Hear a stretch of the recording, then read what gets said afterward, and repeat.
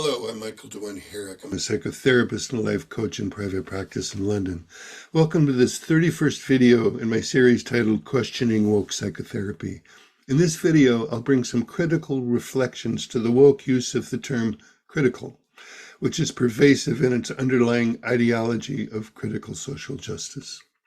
Although not exhaustive, a quick research scan turns up the following ways that the word critical is used. First of all, of course, there's critical social justice. Then there's critical race theory, critical gender studies, critical feminist theory, critical pedagogy, critical whiteness studies, critical queer theory, critical media studies, critical environmental justice, critical urban studies, critical peace studies, and critical legal studies. Let's start with the meaning of the word critical. Etymologically, it comes from the two Greek roots kritikos, which means discerning judgment, and criterion, which means standards. General usage suggests an analytic process, most usually to find faults or flaws with something as measured against a standard. It should be noted that a critical examination of anything can also yield a positive evaluation. More on this later. In his chapter in the book Cynical Therapies, Nick Oppershall makes the point that the word critical has been co-opted by critical social justice. Instead of meaning generally to raise questions and arrive at a more nuanced and accurate understanding of a particular problem through rigorous analysis, it's a word attached to a tight ideological position. In contrast to being critical, in a broader sense, it reinforces closed loops where the answers to any question, in fact, the questions themselves, are prescribed. It's an ideology that determines acceptable questions and acceptable answers. There's just one set of standards, per the Greek root of the word, that are acceptable to apply. And what's the essence of that standard or ideology used by the woke? It's the premise that human relations are fundamentally organized and engaged in terms of power struggles between groups. There are the oppressed and the oppressor groups. And what is it critical of? The oppressor group. The history, values, norms, and practices of the majority or dominant group are dissected. It starts with the assumption that but for social injustice, there would be no disparities of outcome for the prosperity, well-being, or social status of different groups. It assumes that any disparities represent a moral failure on the part of whatever groups seem to have more favorable outcomes. The critical aim is to look for any evidence or mere suggestion that this is true. Upon finding the only thing they're looking for and assuming is present, the task is to deconstruct institutions and social norms and re-engineer society to fit their standard or ideal or utopia per a belief in cosmic justice, a term coined by economist Thomas Sowell. This is the presumption that there would naturally be perfect equality of outcomes for all people, if not for the overt or covert discrimination of those in power. The woke also start with the assumption that social norms are constructs, to be understood as arbitrary and reducible to the motive to exert oppressive power over others. The mandate then deconstruct all norms and free the oppressed to construct reality however they wish, free of any consequences or critical feedback. In none of this is the bright light of criticism shone on its own ideas or proposed solutions. We are not to ask if there are any other causes for disparate outcomes beyond discrimination. If such reasons are discovered, they're not to be entertained or even tolerated. Research to look into this is not funded, and if it occurs, it's not to be published. We're not to question the assumption that cosmic justice would reign supreme, if not for the evils of fortunate people. We are not to be curious about the virtues of the dominant culture or explore the positive functions of its norms, values, and practices, or the moral victories of its history. These questions cannot be asked, and any positive answers cannot be acknowledged, as they would not confirm the accepted ideology and narratives. Such stories cannot be told. We're also not to wonder about a world without norms, or question if there might be costs to such unfettered freedom. We're not to inquire into the positive value of norms or consensual realities generally. we're not to wonder about the necessity of them for social cohesion and collaboration, because some people will not abide by norms for the sake of equally including them and not hurting their feelings, and for the sake of liberating everyone from the oppressive force. Norms must be dismantled.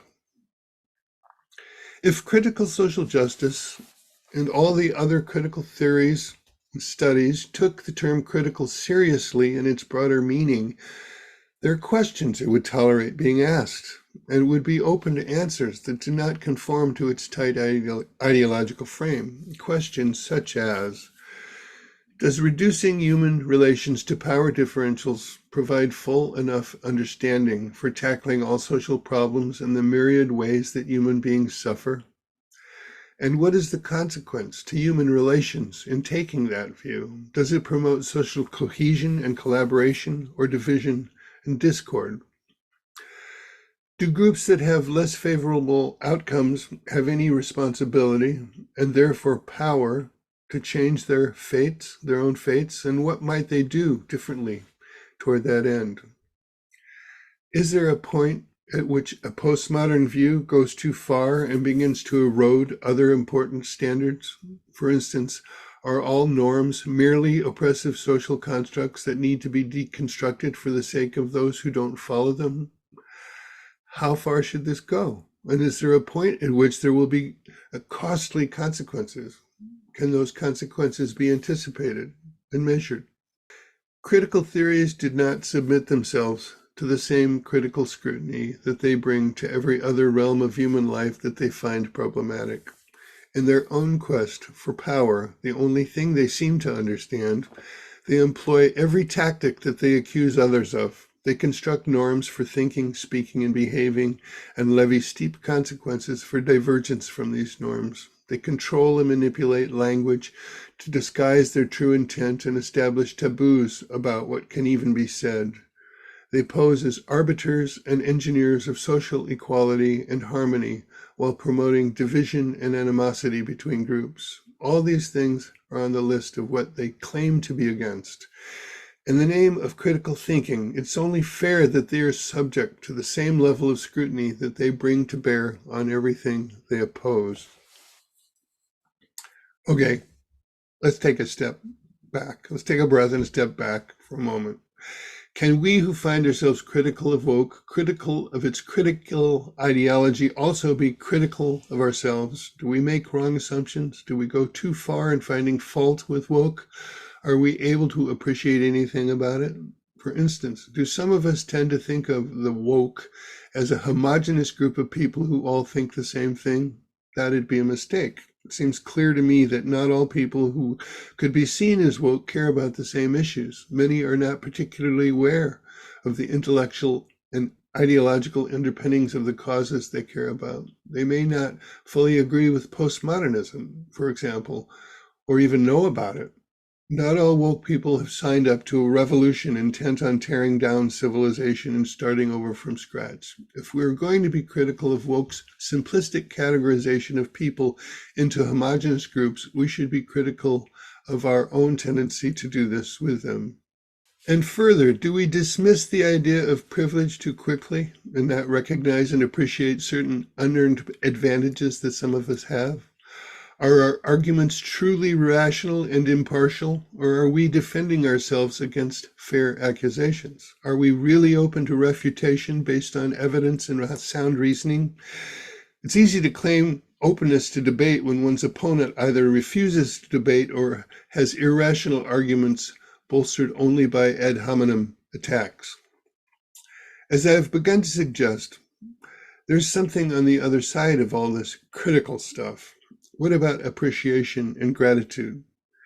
Can we, whether woke or anti-woke, balance our quest to discover what is wrong and our ambition to fix or eliminate it with an equal quest to recognize what is good and right and worth preserving so that we can use it and build on it?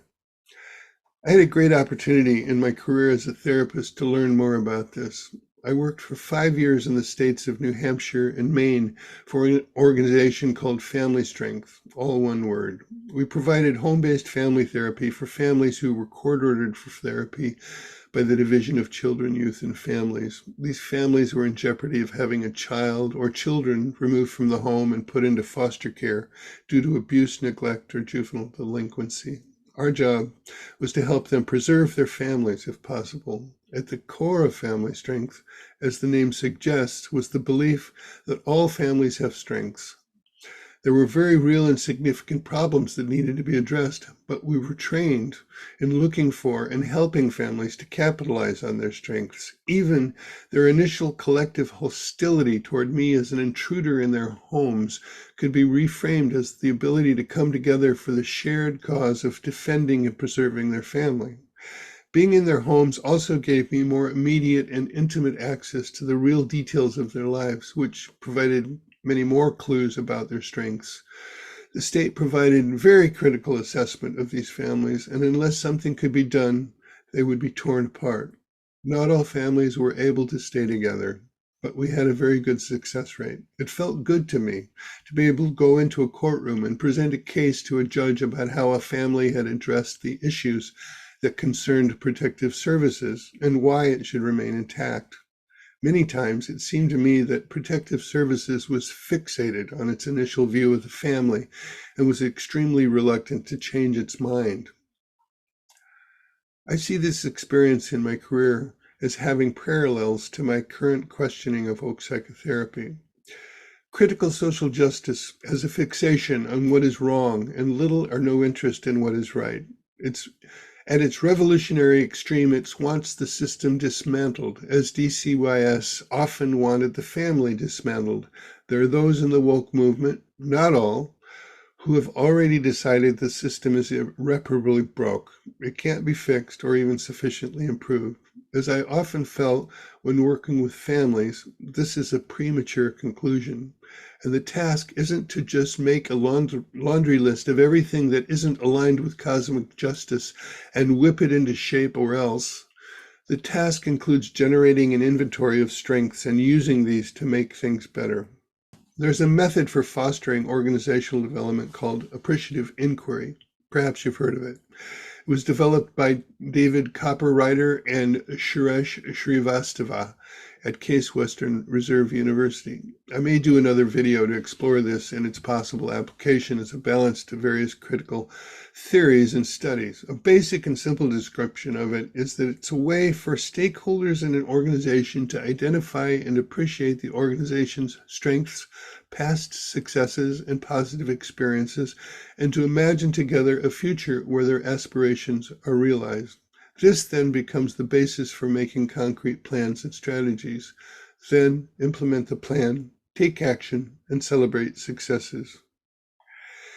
If critical social justice's well-developed skills for identifying problems could be joined with and complemented by some form of appreciative inquiry, I believe there could be a way forward. Just as problems can always be found, so can strengths if they are looked for.